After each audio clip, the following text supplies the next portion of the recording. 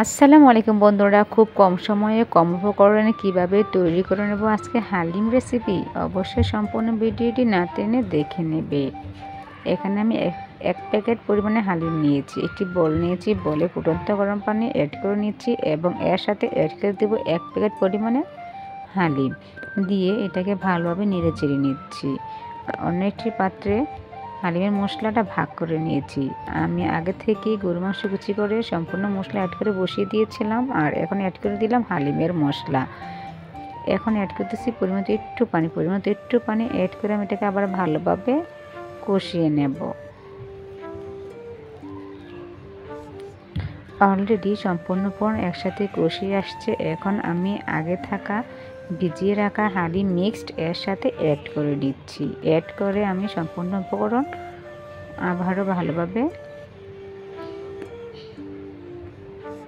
নেড়ে চেড়ে নেব। আমি সম্পূর্ণ উপকরণ একসাথে আবারও ভালোভাবে নেড়ে চেড়ে নিচ্ছি। অবশ্যই খেয়াল রাখতে হবে হালিম পাতলা কিংবা ঘন, বেশি ঘনত্ব যেন না হয়। অলরেডি অন্য একটি চুলায় আমি গরু মাংস বসিয়ে দিয়েছি।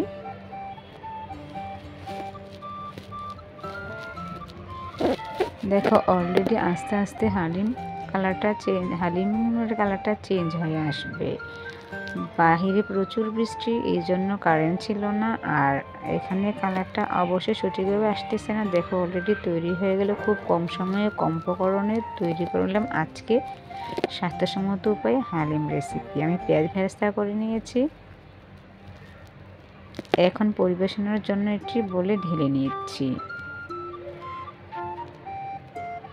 অলরেডি আমি একটি বলে ঢেলে নিয়েছি। এর সাথে অ্যাড করে দেবো কয়েকটি পেঁয়াজ বেরেস্তা এবং দুটা পরিমাণে আমি লেবু কিংবা পেঁয়াজ বেরেস্তা অ্যাড করে নিয়েছি। খুব কম সময়ে স্বাস্থ্যসম্মত উপায়ে তৈরি করে নিয়েছি আজকের হালিম রেসিপি। আমি খাওয়ার জন্য এক প্লেট করে নিয়েছি। দেখো তো কেমন হলো আজকের রেসিপি। যদি ভালো হয়ে থাকে তাহলে অবশ্যই চ্যানেলটি সাবস্ক্রাইব করে নেবে। আরও